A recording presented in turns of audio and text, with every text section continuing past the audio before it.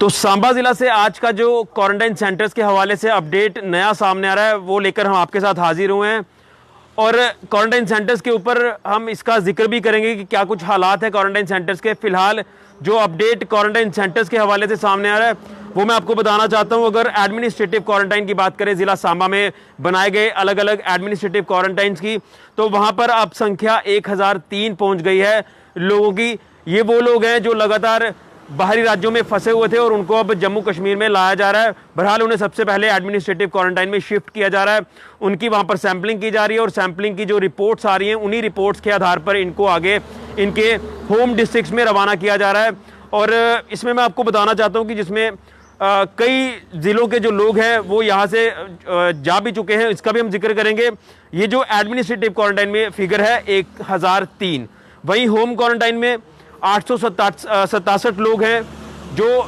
प्रशासन की निगरानी में है, सर्विलेंस पे है और प्रशासन इनके ऊपर नज़र रखे हुए है,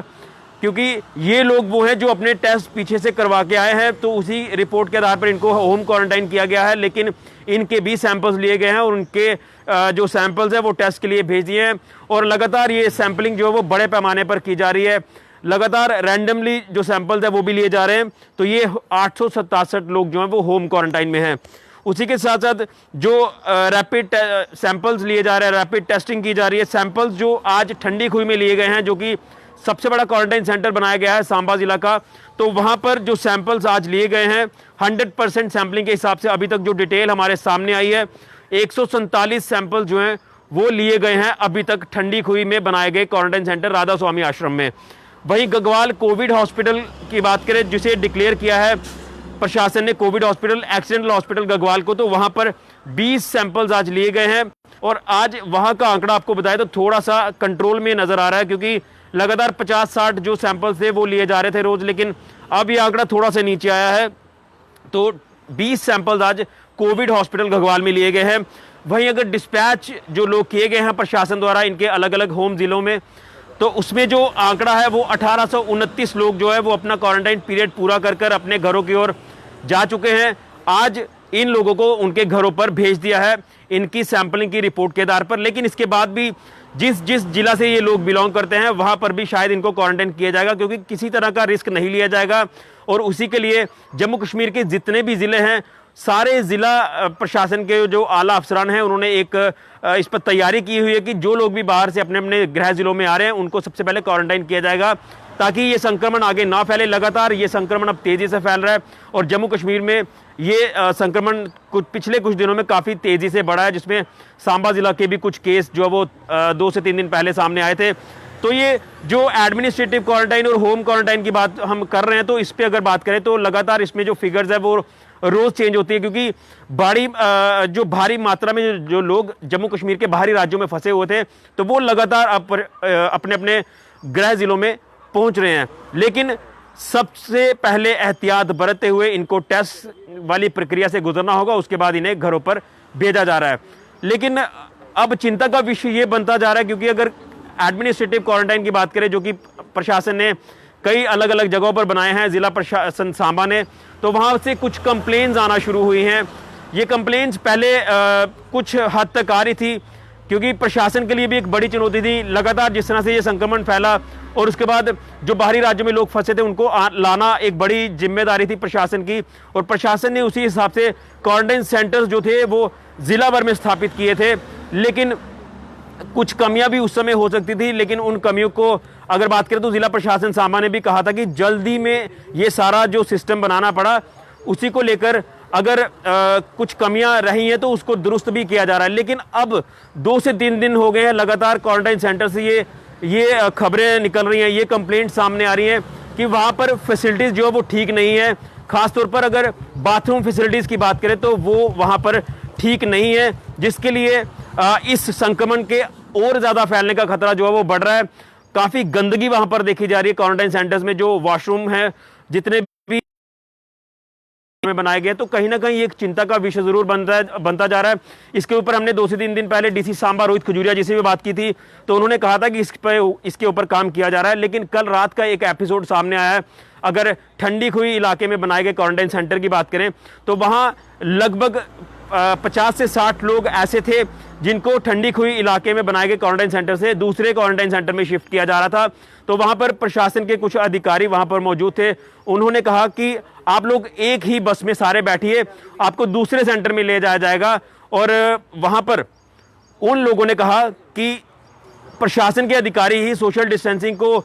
जो वो फॉलो नहीं कर रहे, तो हम 60 लोग एक ही बस में कैसे जा सकते हैं, ये कैसे पॉसिबल है, और अगर